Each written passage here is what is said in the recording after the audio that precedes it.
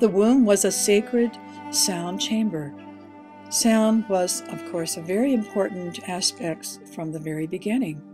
Later, after birth, children try to replicate familiar sounds they heard in the womb. Children are music makers. They hum, they pound things to make sound. And autistic children hum and spin. By the time they reach the teenage years, they have experienced and experimented with a wide variety of sounds. At 15 years of age, brain growth is quite enormous. Boys have larger skull growth than girls do, than most girls. And there's collaboration in the brain areas, problem solving, problem finding. The child sees overall patterns. And then the boy's brain seems to develop a little bit slower than girls. The girls use both sides of their brain, so music is very important with boys, especially, to help the brain make these connections. And boys have testosterone surges that can make them argumentative and restless, and especially around the age of 14. And they have a predisposition to act without thinking first. They're very compulsive.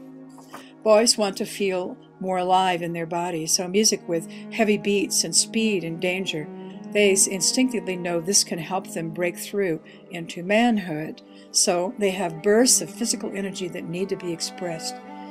Rock concerts today, with thousands of young people going wild, and some adults too. Singers dressed scantily and body movements suggestive, energetic sexual energy. Have you ever pulled up at a traffic light and a car pulls up behind you with a very loud bass booming, booming, and booming? Well, in nature, male animals are combative too, and they're protective of the females in the herd of the tribe. Humans don't need to learn to be like this. The rock concerts of today are broadcasting in a very powerful, loud sound. Sound levels can be very disturbing. Earphones, iPods, if they're too loud, the inner ear can be damaged and irreparable.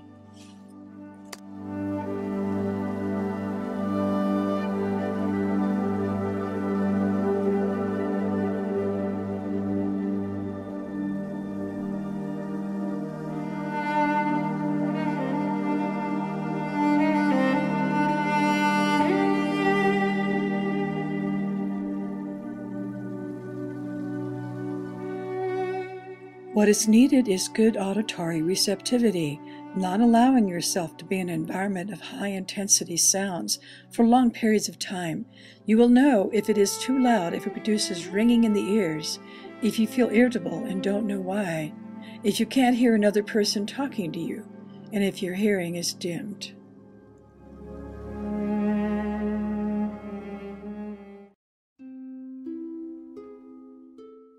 Our journey through music is coming to an end. Through this film, we have now explored music of the universe, the meaning of sound and its effect on all of life, from nature to the human body, and the development of hearing in the human from the womb to adulthood.